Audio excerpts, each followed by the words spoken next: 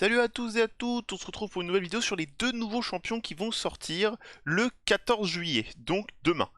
Alors, on a Walkanen, un Undead Horde que vous voyez de type néant attaque, et Lady of Hearts, un support de type vert qui est chez les Sylvan Watchers. Alors, pour les spells déjà de Lady of Hearts, attaque un ennemi, active instantanément un buff soin continu aléatoire sur tous les alliés qui ont moins de 50%, moins de 85% de leur HP.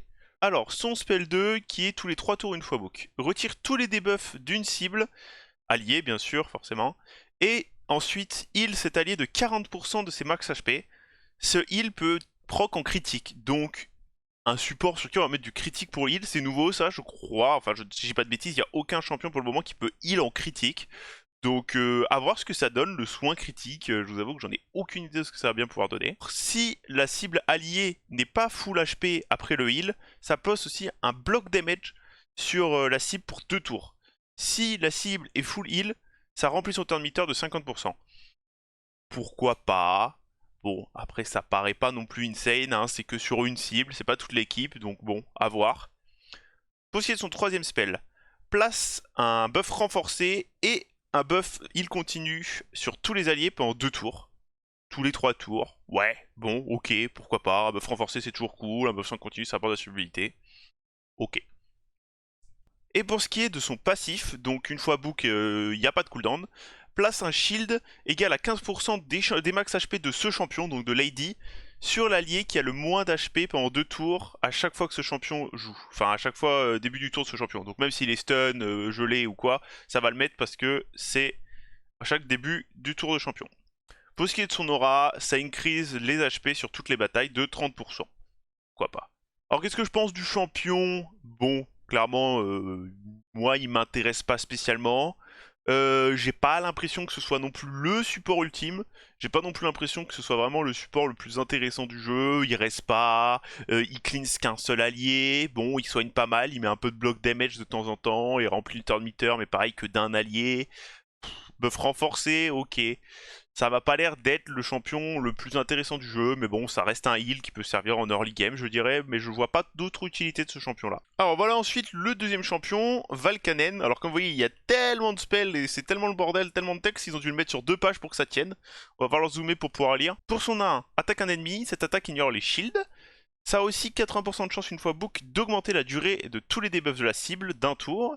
Ça a aussi 100% de chance d'appliquer un spread debuff, donc un propagation de debuff, en prenant 2 debuffs aléatoires, donc comme tu as Narak, sauf que c'est que sur tous les ennemis qui ont un X. Pourquoi pas? Après, comme on joue pas trop les debuffs en arène hein, à cause des moutons, même si en ce moment les moutons sont beaucoup moins joués avec le nerf. Pour son A2, attaque tous les ennemis, cette attaque fait des dégâts comme si c'était une attaque sur un seul ennemi, c'est pas considéré comme une AOE. Alors, c'est très intéressant parce que du coup les trucs comme Lilitu qui font tanker plus les alliés sur les AOE, tous ces champions là, c'est très intéressant d'avoir un champion comme ça, sauf que à voir sur UDK. La question c'est comment ça va marcher quand il y a un UDK en face. Est-ce que cette AOE va taper que UDK ou alors il y a que la première frappe qui va frapper UDK? Donc ça, c'est la question qu'on se pose et à voir, va falloir tester. Avant d'attaquer, à 100% de chance une fois book de placer un debuff malédiction sur tous les ennemis pendant 2 tours. Ça ignore aussi 20% de la résistance de chaque ennemi pour chaque allié qui sont morts. Donc il repose vachement sur les alliés qui sont morts, hein, vous allez voir. Les damage, donc les dégâts de ce spell augmentent de 10% pour chaque debuff sur chaque ennemi. Pourquoi pas. Donc c'est un spell qu'on a tous les 3 tours. Ensuite, son Ensuite, son troisième spell, donc un spell tous les 3 tours aussi. Ça focus un allié. Si l'allié est en vie, ça tue l'allié. Et ça débloque Malice Unleashed, donc qui est son secret skill. Un peu comme Mortu, vous savez, Mortu il a un secret skill. Là, c'est pareil, c'est un secret skill. Ça place aussi un debuff affaiblissement dans 2 tours et une peur absolue pendant un tour sur tous les ennemis. Ce debuff ne peut pas être résisté ou bloqué. Donc même les mecs qui ont bloqué des buffs en face, ils vont le prendre. Même les mecs qui ont la résist, forcément. Ça remplit aussi le turn meter, donc le compteur de tour de champion de 75%, donc il va très vite rejouer. Si le lié qui focus avec ce spell est mort, ça soigne ce champion de 50% des HP max de l'allié qui est mort.